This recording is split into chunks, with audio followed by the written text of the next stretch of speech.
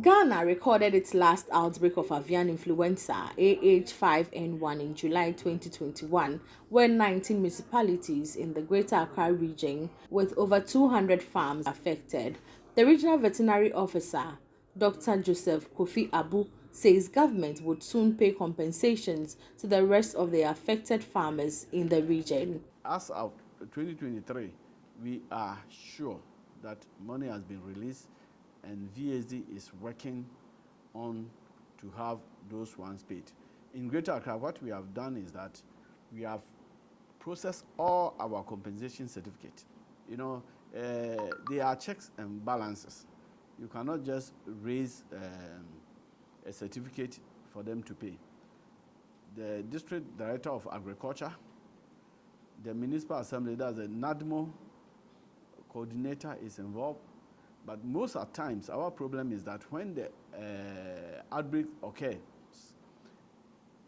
we don't have to wait. We move on to the farms, and most of the times without most of these players, especially the NADMO coordinators. So sometimes if it comes to signing the certificate, they are also finding it very difficult to comply with. Though the source of the virus has not been found, the veterinary officer attributes the situation and spread to lack of biosecurity measures by farmers. Our visit to most of the farms, you see that the biosecurity measures are not good. And we have trained them a lot through FAO and the Ghana Poultry Project. The poultry farmers have been trained to observe strict biosecurity, on-farm biosecurity measures so that they can safeguard their investment. But most of these things have not been adhered to.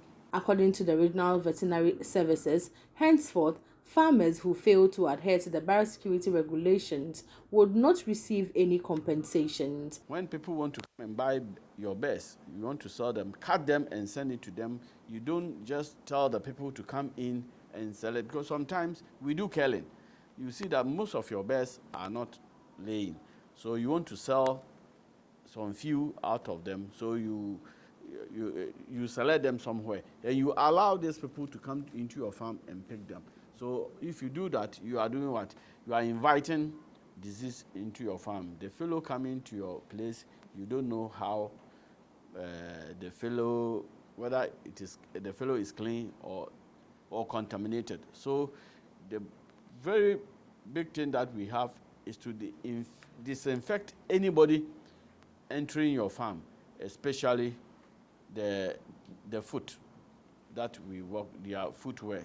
So you have to have a foot bath for people to step in before going. If you do all this thing, but the virus finds its way into your farm, that is when the government will say you have done your part, and this, it is beyond you.